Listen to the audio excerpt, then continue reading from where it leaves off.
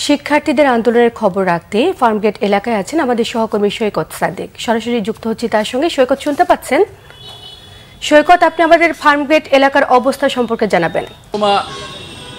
বিকেল থেকে যেই কোটা বিরোধী যে আন্দোলন তারা যে রাজধানীতে আজকে ব্যারিকেড দিয়েছিল, সেটা কিন্তু বিকেল 5টা থেকে ফার্মগেট আর 3-4 মিনিট আগে 7:30 বাজে কিন্তু এখান থেকে উঠিয়ে নেওয়া হলো।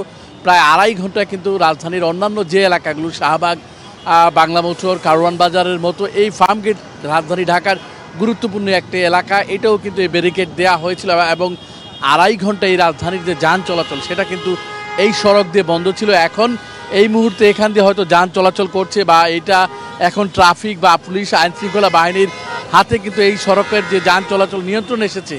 কিন্তু গত 2.5 ঘন্টা এই সাধারণ শিক্ষার্থী যারা কোটা বিরোধী আন্দোলন যারা করে আসছিল চাকরিতে, তারা কিন্তু এখান দিয়ে ধরেন কোনো ধরনের যান চলাচল করতেই দেয়নি। এক ধরনের 2-4টি অ্যাম্বুলেন্স বা রুগী ছাড়া অন্য কারো কিন্তু কোনো ধরনের যানবাহন এখান দিয়ে চলেনি। শুধু এই রাস্তা না, উপর দিয়ে যে ফ্লাইওভার যেটা করা হয়েছে সেখান দিয়েও কিন্তু যান চলাচল বন্ধ ছিল।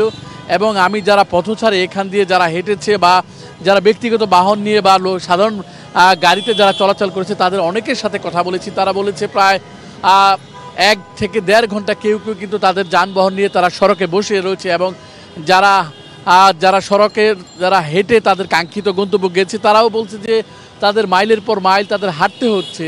তারা বলছে এতে তাদের হয়তো কিছুটা ভোগান্তি হচ্ছে। এই ভোগান্তির পরেও কিন্তু অনেকেই বলছে কিন্তু এই আজকে যেই চাকরিতে কোটা বাতিলের যে আন্দোলন, এটাকে তারা অনেকে কিন্তু ন্যায্য আন্দোলন বলেছে এবং তারা বলছে এটার কিন্তু একটা সুষ্ঠু সমাধান হওয়া দরকার। এই আন্দোলনের সুষ্ঠু সমাধান হওয়া দরকার। প্রতিদিন রাস্তায় ব্যারিকেড দেওয়া হচ্ছে, রাস্তায় বের হয়ে মানুষের ভোগান্তিতে পড়তে হচ্ছে, এটা কোনো সমাধান না। এর জন্য তারা সাধারণ মানুষ তারা চাচ্ছেন যে এটার একটা দ্রুত সমাধান হোক, এটার যাতে সুষ্ঠু সমাধানের মাধ্যমে সবাই যাতে এটার থেকে রক্ষা পায়। এই হচ্ছে ফার্মগেট সহ পুরো সায়েন্স এলাকার যে ব্যারিকেডের বা সাধারণ শিক্ষার্থীর যে আন্দোলনের সর্বশেষ পরিস্থিতি। সোমা, এখন কিন্তু এখান দিয়ে কিন্তু স্বাভাবিকভাবে আপনাকে অসংখ্য ধন্যবাদ।